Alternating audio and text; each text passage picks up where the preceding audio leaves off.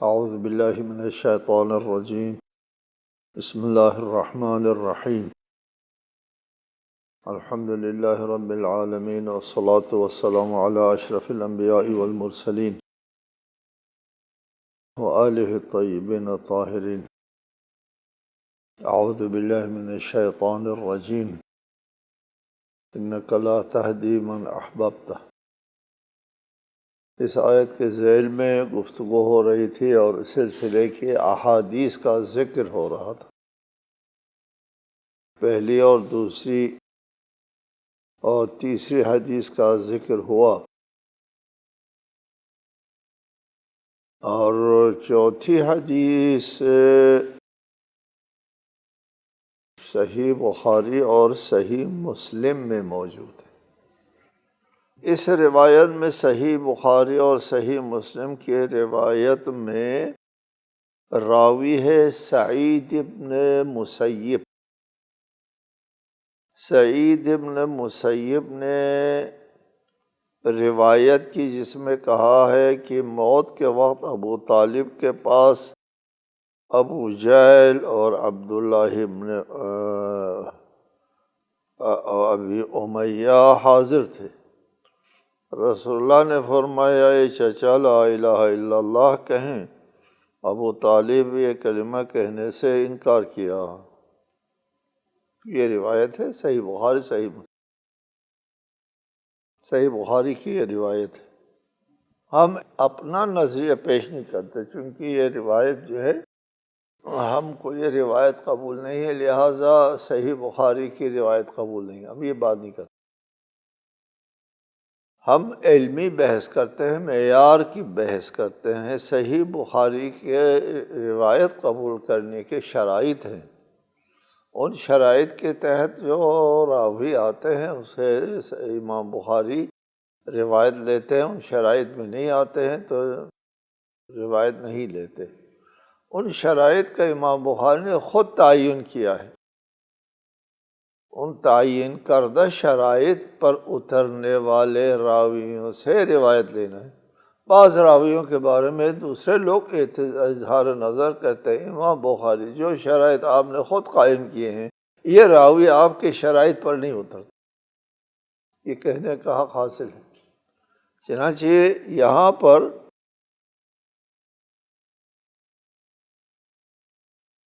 شرح صحیح بخاری ہے، بدر الدین عینی کی کتاب ہے، مشہور و معروف کتاب ہے عمدۃ القاری فی شرح صحیح البخاری۔ اس میں کتاب تفسیر سورۃ القصص باب انک لا تہدی من احببت، جلد نہم، صفحہ 84، طبع قسطنطنیہ میں ایک۔ دوسرا شاہ نور الحق دہلوی،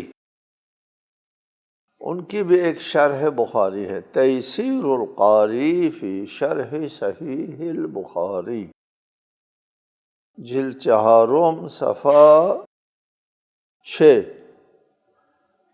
تاب مطبعہ علوی لکھنؤ۔ ان میں یہ لکھا ہے، ہم نہیں، ان محققین نے لکھا ہے، کرمانی نے کہا جاتا ہے یہ اسناد صحیح بخاری کی شرط اور معیار کے مطابق نہیں ہے۔ لفظ اسناد ہے اسند الیہ سے، چونکہ مسیب سے صرف اس کا بیٹا روایت کرتا ہے اور کوئی روایت نہیں کرتا، اور صاحب التلویح نے کہا ہے یہ حدیث صحابہ کی مرسل روایات میں سے ہیں۔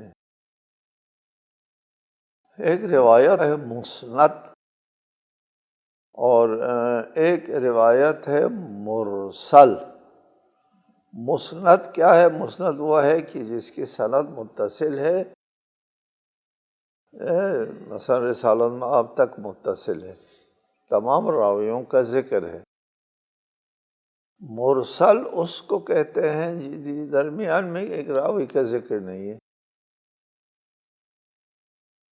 جب بیچ میں سے راوی کا ذکر نہیں ہے تو اس کو مرسل کہتے ہیں۔ ہاں، حضرت ابو ہریرہ کے بارے میں ہے، ان کے اکثر روایات مرسلہ ہیں، وہ خود تو حاضر نہیں تھے، خود صرف 1 سال 10 ماہ رسالۃ مآب کے ساتھ رہے ہیں 7ویں ہجری کے بعد، اور روایات جو ہے وہ 5000 سے زائد ہے۔ یہ روایت مرسلہ ہے، اکثر روایت مرسلہ ہے، کہتے ہیں یہ روایت بھی روایت مرسلہ ہے، خود انہوں نے نہیں سنا رسالۃ مآب سے، اور اس نے اس شخص سے سنا جس نے رسالۃ مآب سے سنا، یہ بھی نہیں ذکر، یہ خود رسالۃ مآب کی طرف اسناد دیتا ہے تو یہ مرسلہ ہو جاتا ہے، یا یہ خود واقع کے شاہد نہیں ہے۔ یہ حدیث صحابہ کی مرسل روایات میں سے ہے، اور صاحب التواضح نے اس کی تائید کی ہے، التواضح کتاب ہے، چونکہ مسیب بن ابوالقول مصعب فتح مکہ کے موقع پر اسلام قبول کرنے والوں میں سے ہیں۔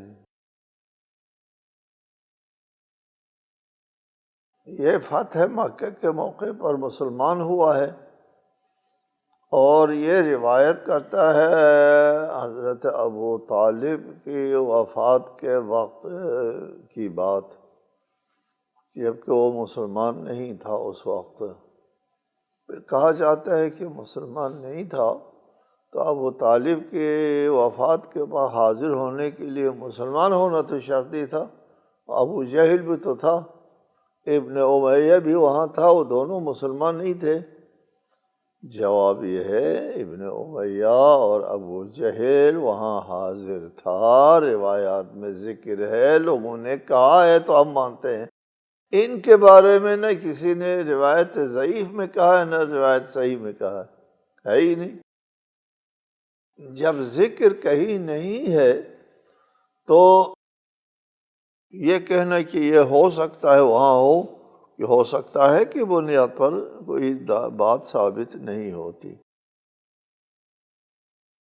لہٰذا یہ راوی جو ہے حضرت ابو طالب کی وفات کے وقت حاضر بھی نہیں تھا، اور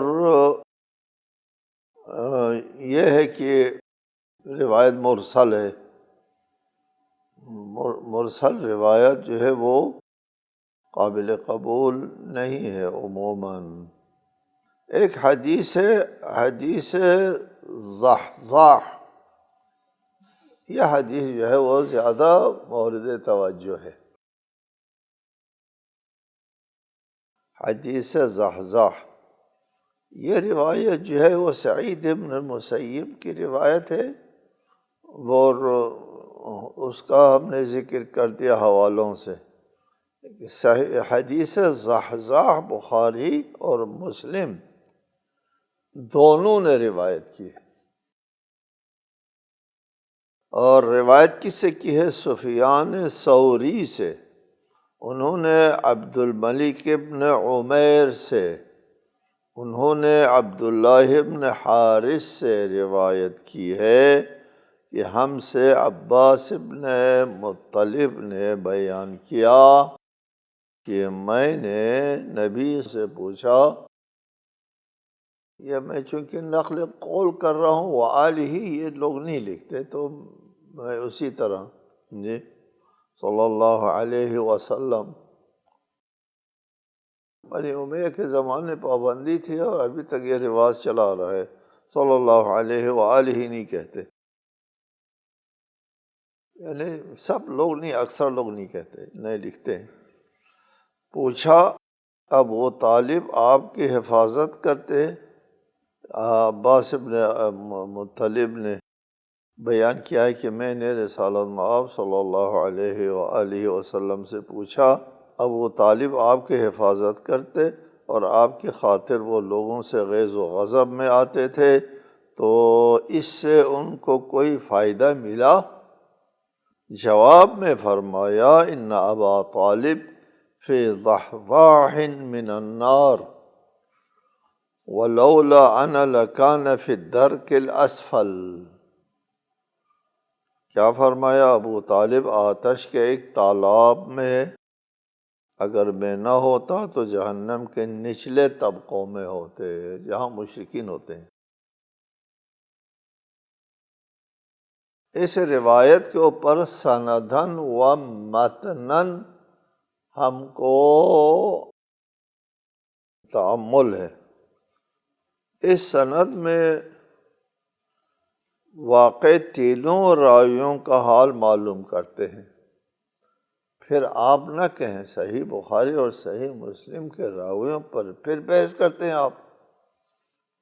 عرض یہ ہے کہ یہ بحث ہوئی ہے کہ ہم نہیں کرتے، بحث ہوئی ہے، اس کا ہم نقل کرتے ہیں یار، اپنی طرف سے نہیں کہہ رہے۔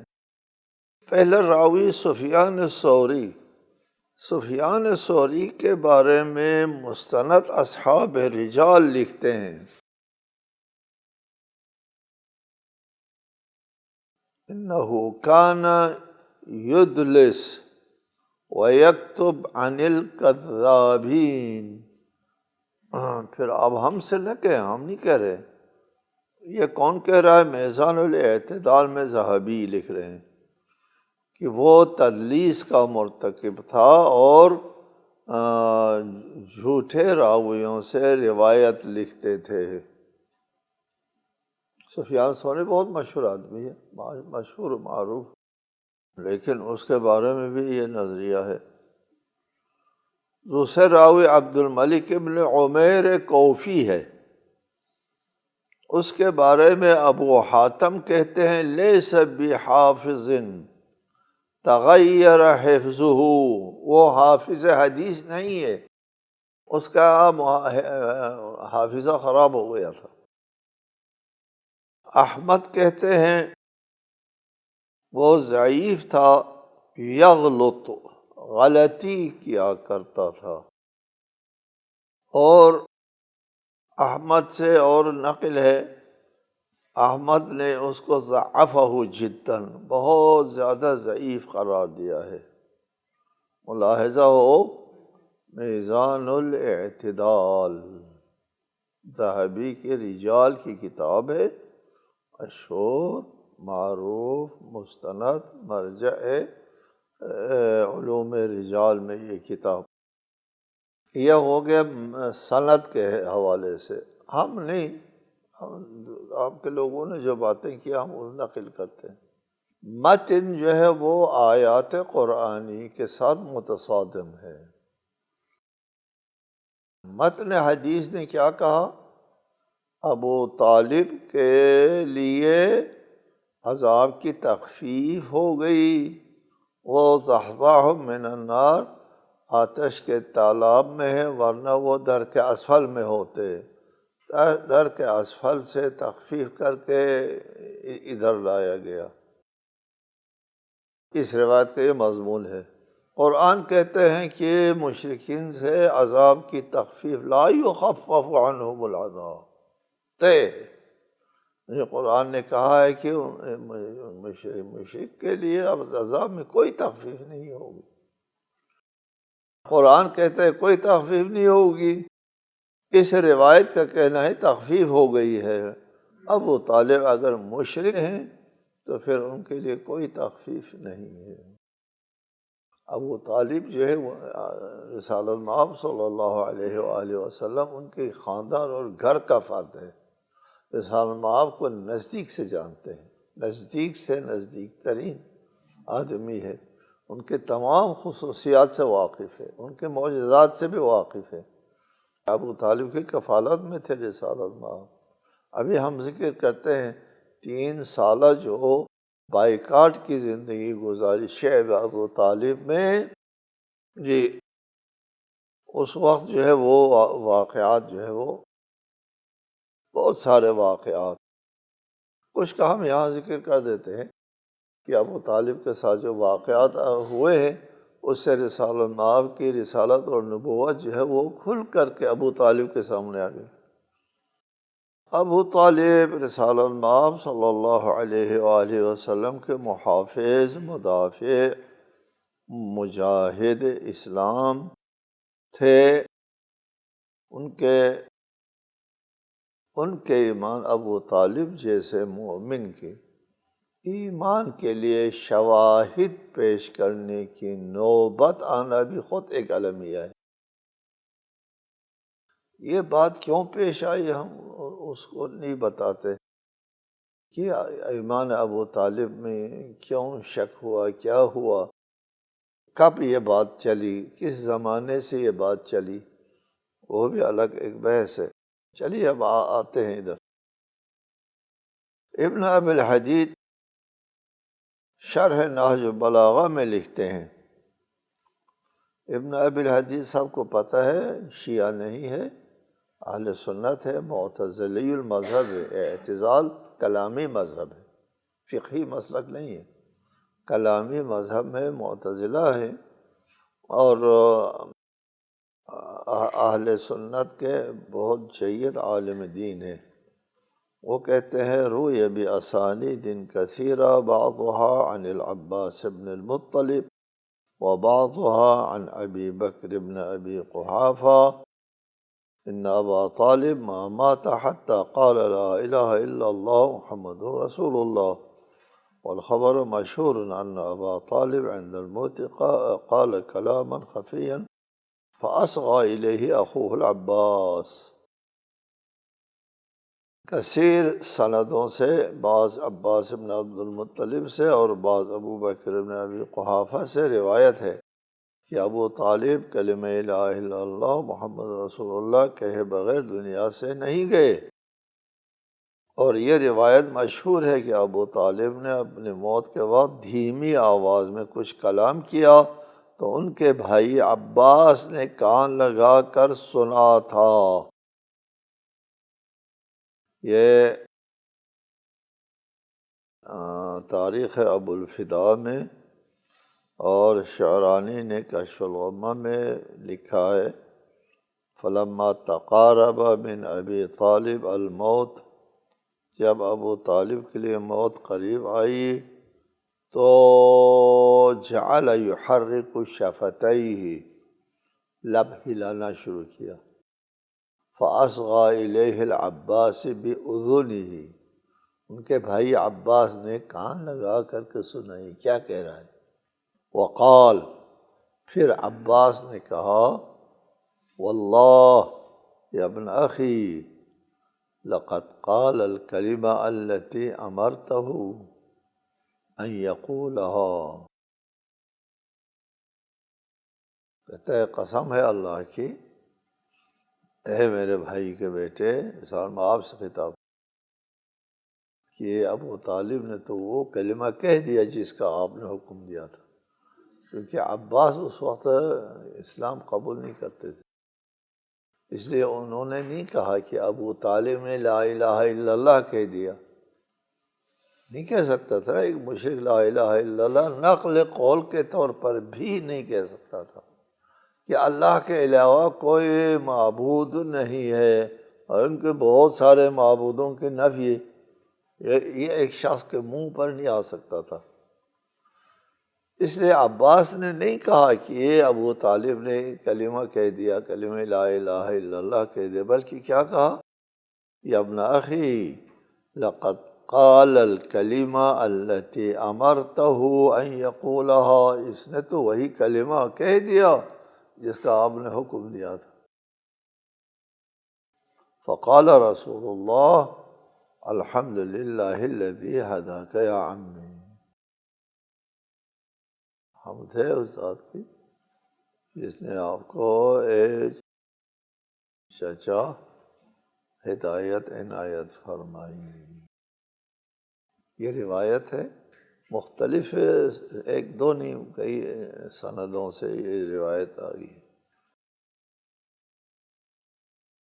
دوسری اہم بات،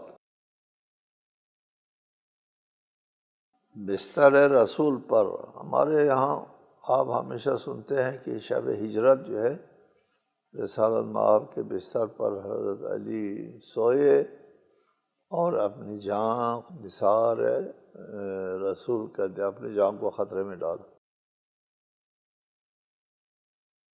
بلکہ یہ ایک موقع نہیں ہے، کہتے ہیں صرف شب ہجرت بستر رسول پر نہیں سوئے، بلکہ حضرت ابو طالب رضوان اللہ علیہ کے حکم سے علی علیہ السلام کو بستر رسول پر سلاتے تھے تاکہ رات کی تاریکی میں کوئی غزل نہ پہنچ سکے۔ ملاحظہ ہو شرح نہج البلاغہ ابن ابی الحدید۔ یہ کب کی بات ہے؟ 3 سالہ بائیکاٹ کی بات ہے، جب آپ شعب ابو طالب میں تھے۔ اگر ابو طالب کو رسول اللہ کی رسالت پر ایمان نہ ہوتا تو صرف خاندانی حمیت و غیرت کی بنیاد پر رسول اللہ کی حمایت کرتے تو اپنے فرزند کو تو ان کی جگہ نہ سلاتے۔ شیب ابو طالب کے 3 سالہ ایام میں رسالت مآب کے لیے ایک بستر جو ہے وہ آمادہ کرتے تھے علی کے لیے، اور پھر اس کے بعد رات کو تبدیل کرتے تھے۔ علی کو رسالت مآب کی جگہ اگر کوئی خطرہ لاحق ہوا تو محمد بچ جائے اور اس کی جگہ علی جو ہے وہ قربان ہو جائے۔ یہ کون کرتا ہے؟ یہ علی کا باپ، جس کے بارے میں کہتے ہیں کہ یہ مومن نہیں تھا۔ یہ غیر مومن ایسا کرتا ہے، اپنے لخت جگر کو قربان کر دیتا ہے۔ تیسرا واقعہ شامی راہب کا واقعہ ہے۔ رسول اللہ صلی اللہ علیہ وآلہ وسلم حضرت ابو طالب کے ہمراہ سفر شام کے راستے میں تھے۔ بحیرہ راہب نے آپ میں نبوت کے علامات دیکھی تو ابو طالب نے اس موقع پر کہا، ایک راہب نے وہ پڑھتے تھے نا اپنی کتاب جو ہے انجیل تورات، اور اس کے مطابق اس جوان کو دیکھا کہ یہ تو لگتا ہے وہی ہے جس کے اوصاف ہم نے آسمانی کتابوں میں پڑھے ہیں۔ تو اس وقت ابو طالب کیا کہتے ہیں؟ ان ابن آمنۃ النبی محمدا عندی یفوق منازل الاولاد۔ آمنہ کا بیٹا نبی محمد، نبی کہتے ہیں جی، ابھی نبی نہیں بنے، نبوت کے علامات ہے۔ راہب نے کہا یہ وہی سفر شام میں جب جا رہے تھے اس وقت نبوت کا اعلان تو نہیں کیا تھا، مبعوث و رسالت تو نہیں ہوا تھا۔ اس وقت کے نبی اور رسول کے علامات دیکھ کر کے راہب کی تائید میں ابو طالب کہتا ہے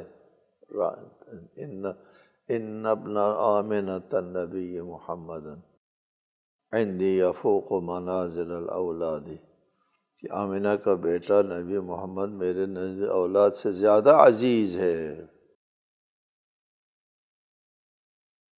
یہ الخصائص الکبریٰ میں نسائی کی کتاب ہے مستند، اس میں یہ اشعار موجود ہیں۔ ایک مرتبہ مکے میں خشک سالی ہوتی ہے، خشک سالی کے سلسلے میں لوگ کرتے ہیں، دعا کرتے ہیں۔ تو حضرت ابو طالب نے رسول اللہ کو طلب کیا اور طلب باران کے لیے وسیلہ بنایا، اور اس موضوع پر آپ کی مدح میں ایک شعر کہا جو بڑے شہنشاہوں کی شان میں کہا جاتا ہے۔ وہ شعر سنیں، وَأَبْيَضَ يُسْتَسْقِي الْغَمَامُ بِوَجْهِهِ ثِمَالُ الْيَتَامَى عِصْمَةٌ لِلْأَرَامِلِ۔ مشہور اشعار لامیہ ہے حضرت ابو طالب کا علی کی شان میں، کہ آپ کے نورانی چہرے سے باران طلب کیا جاتا ہے۔ آپ یتیموں کے سرپرست اور بیواؤں کے محافظ ہیں۔ ایک شہنشاہ کا جو وصف بیان کیا جاتا ہے، اس طرح رسالت مآب کے ابھی مبعوث پر رسالت نہیں ہوئے، اس وقت ابو طالب جو ہے وہ رسالت مآب صلی اللہ علیہ وآلہ وسلم کی شان بیان کرتے ہیں، اور ان کی مبعوث برسالت ہونے سے پہلے ان کی رسالت کا اعتراف کرتے ہیں۔ باقی آئندہ انشاءاللہ تعالی۔ السلام علیکم ورحمۃ اللہ وبرکاتہ۔